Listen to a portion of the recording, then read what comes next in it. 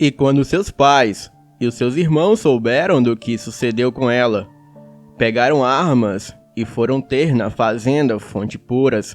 Porém, Agenor, que já sabia o que tinha acontecido, reuniu alguns capatazes armados para aguardá-los na entrada da fazenda. E os dois grupos se encontraram, e Agenor, ele alegou que entendia a razão deles e reconhecia que os seus filhos erraram feio, mas que não havia motivo para uma tragédia, e ele alegou que poderiam conversar como homens civilizados e resolver aquela lamentável desavença. E foi quando ele insistiu que tinha uma proposta vantajosa para ambas as partes. E o pai da Carolina ficou curioso e quis saber daquela história. E foi quando Agenor começou a falar de dinheiro e recursos que o pai da Carolina estava precisando. Alegou que Zé Firmino era casado, mas que Zé Roberto era solteiro e poderia reparar a honra da Carolina se casando com ela, a tornando uma mulher de respeito. O certo foi que Agenor e o seu Eurico conversaram, e o seu Eurico concordou com a proposta. E diante disso, o seu Eurico regressou à casa muito satisfeito, e como queria mostrar que não estava para brincadeira, o Agenor lhe deu um bolo de dinheiro e prometeu que levaria o filho à casa do seu Eurico para pedir formalmente a mão da Carolina em casamento, e prometeu que o casamento viria sem perca de tempo. E quando chegou à casa e repassou o que havia decidido, a Carolina ficou pasma e muito revoltada, ao que o pai alegou que era melhor assim e que ela tinha muito a ganhar com aquele casamento. E furiosa, Carolina alegou que com aquele monstro ela não se casava, ao que o pai indagou que quem era ela para decidir aquilo, se agora já não possuía nenhum valor como mulher, pois perdera a sua honra. E houve uma discussão entre o pai e a filha, e o seu Eurico, ele alegou que ela não era nenhuma vítima, e que ele sempre avisou sobre como os homens pensavam, e lembrou que sempre a mandou vestir calças, e a responsabilizou de ter provocado a atitude dos dois irmãos ao estar usando o vestido numa estrada deserta. Chegou a perguntar o que ela esperava que ocorresse, e até comentou que os dois agressores eram homens e que mesmo sem ter intenção ela pediu por isso. Carolina ficou arrasada. O pior foi que de vítima ela passou a ser criticada. O pai alegou que o menino estava disposto a arcar com as consequências do seu erro, e o próprio Agenor estava disposto a ajudar no que pudesse, e garantiu que o Zé Roberto assumiria a sua responsabilidade. E com uma semana do que aconteceu, o meu irmão descobriu que a Carolina estava em casa escondida, e decidiu saber que história era aquela dela ficar se escondendo dele. E a dona Cisaltina até gritou que ele não tinha o direito de invadir a sua casa, ao que o meu irmão alegou que sabia disso, mas que precisava falar com a Carolina. E foi então que a dona Cisaltina gritou que a Carolina não era nenhuma desfrutável e que ela tinha uma reputação a zelar, uma vez que estava envolvida com o Zé Roberto. E diante disso, o meu irmão alegou que teria essa história a limpo, pois até onde ele sabia, a Carolina era namorada dele, e que só não abriria o jogo para a família, para que não pensasse bobagem e não a impedisse de estudar. No início, a Carolina tentou expulsar o meu irmão, alegando que a sua avó tinha razão e que era melhor assim. E diante disso, ele a confrontou, e foi quando, aos prantos, ela confessou que não tinha mais nada que uma mulher decente possuísse para oferecer a ele. E foi quando ela contou tudo o que lhe ocorreu. O meu irmão ficou pasmo e disse que iria matar os dois irmãos, ao que Carolina implorou que ele não fizesse aquilo, pois o mais provável era que ele fosse morto. Lembrou que a família do Zé Roberto tinha mais recursos que a dele e que não queria ser a causadora da sua morte. O meu irmão alegou que aquilo não ficaria assim e que se a Carolina fosse casar com algum homem, seria com ele. O meu irmão saiu indignado, chutando as coisas, e ao chegar à casa, ele não queria saber de conversa com ninguém. E furioso, ele se mandou para a rua, ou melhor, para a mata. E apesar de sempre desabafar a sua vida com os nossos pais ou comigo, daquela vez ele não estava para conversa. Passou o dia todo fora de casa e só regressando na madrugada que iniciou ao dia seguinte. E todos nós ficamos preocupados com ele, imaginando que havia sido algum efeito dele ser lobisomem. E embora nem estivesse na lua propícia para transformações, contudo, há algo que devo esclarecer, é que por ser um lobisomem de consciência, o meu irmão não precisava necessariamente da lua propícia para assumir a forma lupina. A minha mãe, embora preocupada, decidiu aguardá-lo durante a madrugada, e foi quando ele veio caminhando, vestido as suas roupas sujas do dia anterior. Em geral, ao regressar de uma caçada, o Victor, satisfeito em relação à fome. Porém, daquela vez ele alegou que estava morrendo de fome e correu para tomar um banho, mudou de roupa, enquanto a minha mãe retirava comida da geladeira para esquentar para ele. E ele não estava para conversa, e a nossa mãe decidiu deixá-lo quieto. E foi quando ele sentou à mesa para comer, e a minha mãe alegou que iria tentar cochilar um pouco, pois não pregaria o olho a noite toda. E naquele momento, ele voltou-se a ela e pediu para ela esperar. Então a abraçou e começou a chorar, agradecendo a ela por amá-lo, mesmo ele sendo um monstro. E diante disso, a minha mãe alegou que ele era seu filho e que ela o amava como Deus o havia feito a ela, e que preferia 1000 vezes ser mãe dele do que de qualquer outro. Eu estava dormindo quando o Victor chegou, e assim, ele e eu jantamos, escovamos os dentes, e então ele se deitou ao meu lado. Eu despertei, mas preferi fingir que estava dormindo. E foi quando eu notei que ele chorava baixinho, e nisso o abracei. E em geral, quando eu o abraçava, ele se espantava e me chamava de grudento. Porém, daquela vez, ele não teve nenhuma reação. E foi quando eu me aproximei dele, e sem dizer uma única palavra, me aconcheguei nele. E foi quando ele comentou que era um assassino e que estava com muito ódio. Aproximei a minha boca do ouvido dele e pedi para ele desabafar então. Ao que ele me contou o que aconteceu com a Carolina e o que ele fez com os canalhas que a desonraram.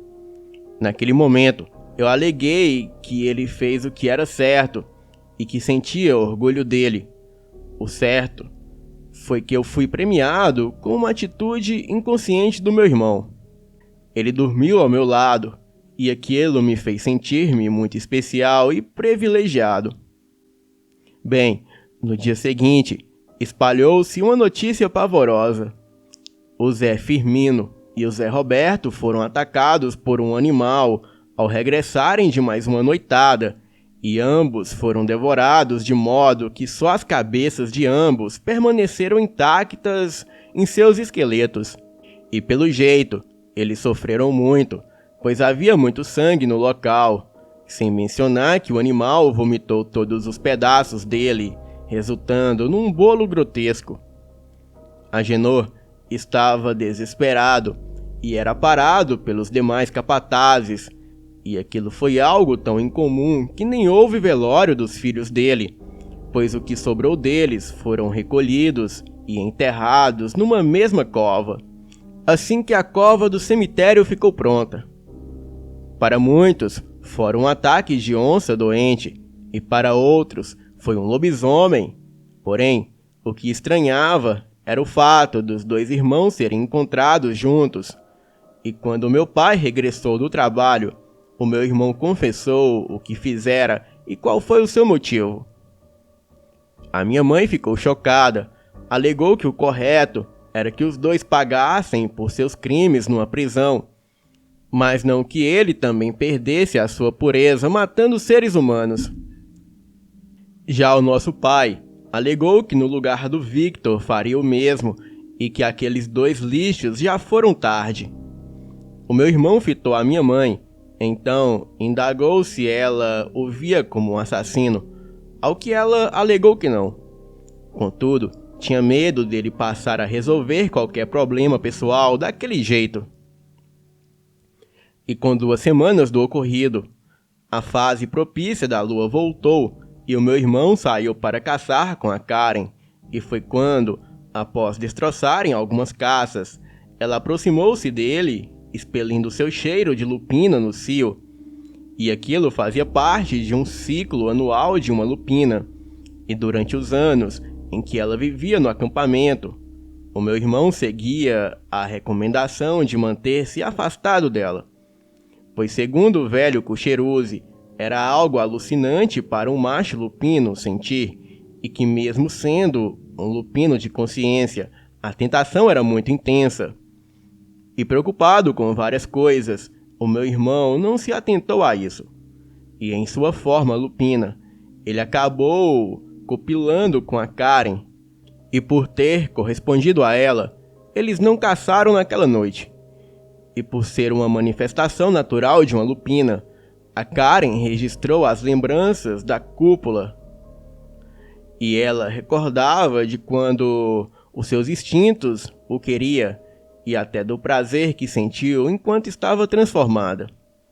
Mas ao regressar à forma humana, ficou chocada com o que havia ocorrido, até mesmo porque ela havia perdido a virgindade com ele.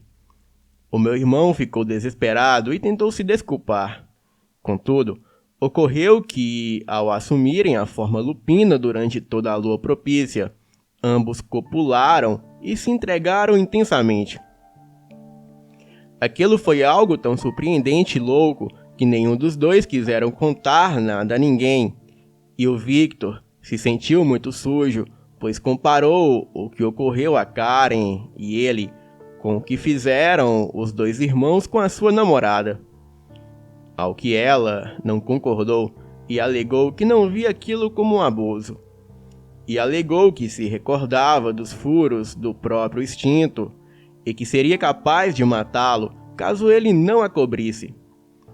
E contudo, o que Karen e o meu irmão sequer imaginaram acabou acontecendo. Ela engravidou e, por ter copulado na forma lupina com o lobisomem, ela gerava 3 crianças, e aquilo foi uma surpresa para toda a família.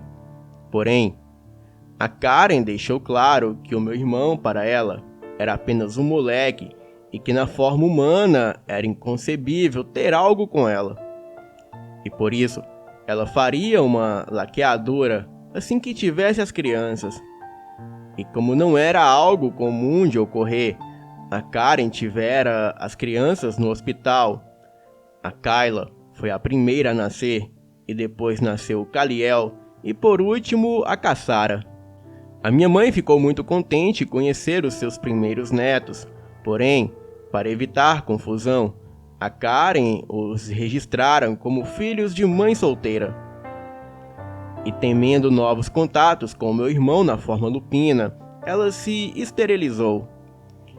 E quanto ao namoro do Victor com a Carolina, eles assumiram compromisso, porém evitaram contatos íntimos. Até porque a Carolina ficou traumatizada, e o meu irmão, embora sentisse desejo, alegava se conformar com os beijos e carinhos dela. Entretanto, o que ele escondia era que vivia se tocando loucamente e me deixando desesperado em ver que ele desperdiçava o seu prazer enquanto eu queimava de desejo. Bem, como Abigail havia falecido, a minha mãe ajudava a Karen com as crianças, e sempre que o meu pai não dormia em casa, ela ia dormir na casa da Karen. E foi quando Numa noite em que o meu pai estava trabalhando, que eu perdi a cabeça. Já estava com 16 anos e já era acostumado a explorar um corpo para obter prazer. Eu também escondia um gel lubrificante e aprendi a fazer limpeza profunda para não passar vergonha. E a satisfação de dormir sozinho com ele era enlouquecedora. E naquele dia, eu parecia estar fora de mim ao extremo, e embora eu procurasse me conter. E foi quando ele se deitou ao meu lado para dormir, e logo em seguida caiu uma chuva. Eu fiquei até intrigado. Eu perguntava-me se aquilo não era um sinal de Deus para eu criar coragem e parar de viver sofrendo e chamando a ele que segurasse o meu facho. O certo foi que aproveitei para fazer carinho no Victor, e no começo ele levou aquilo na molecagem, e depois se assustou com meu carinho ousado e perguntou se eu estava ficando louco. Sorrindo, ele comentou que não me conhecia daquele jeito. Porém, num clima de loucura e molecagem, eu tanto insisti que ele parou de protestar, e quando menos imaginei, realizei o meu sonho de tê-lo como sempre desejei. No momento, ele foi intenso, e meio selvagem e enlouquecedor, mas depois ficou muito sem jeito e arrependido. E foi quando eu revelei que gostava dele. Ele alegou que não havia problemas naquilo, até mesmo porque já desconfiava disso há algum tempo atrás. Bem, os meses foram passando e foi quando a Carolina decidiu tentar ter intimidade com ele, e apesar do medo, ela conseguiu relaxar e desvencilhar o momento da intimidade com ele da violência que sofreu. E com isso, eles começaram a ter intimidade como qualquer casal. E aos 25 anos, ambos se casaram. A Carolina se tornou dentista e abriu um consultório. E foi quando ela parou de evitar gravidez e teve a Helena. E 2 anos depois, ela teve o Israel. E foi então que descobriu que no começo, o meu irmão era um lobisomem. Bem, ela ficou assustada, mas o amor que sentia por ele foi maior. Ele também revelou que a Karen era uma lupina bestial e que os filhos dela eram também seus, mas que ele nunca a traiu com a Karen em sua forma humana. A Carolina não gostou dele ter escondido aquilo, mas acabou deixando o amor falar mais alto. Ainda hoje, o meu irmão e a Carolina são casados e felizes. A Karen continua vivendo ao lado da casa dos meus pais com os meus sobrinhos. E os meus pais, apesar dos anos de casamento, continuam apaixonados. E o meu pai continua um galanteador incorrigível com a minha mãe. E quando completei 20 anos, eu tive coragem de confessar a minha sexualidade a todos da minha família. E fui mais uma vez bem acolhido. O meu pai disse que não entendia, mas respeitava, e me amava como eu sou. A minha mãe ficou um tanto chocada, mas acabou se acostumando, e hoje vive tentando me convencer a assumir um relacionamento sério com alguém. Porém, o que ela não imagina é que eu tenho a pessoa que realmente amo. E embora vivemos o nosso amor às escondidas, eu sei que não posso encontrar um amor mais valioso que esse. E espero que um dia toda forma de amar seja respeitada, porque o importante é ser feliz sem fazer mal a ninguém. Boa noite.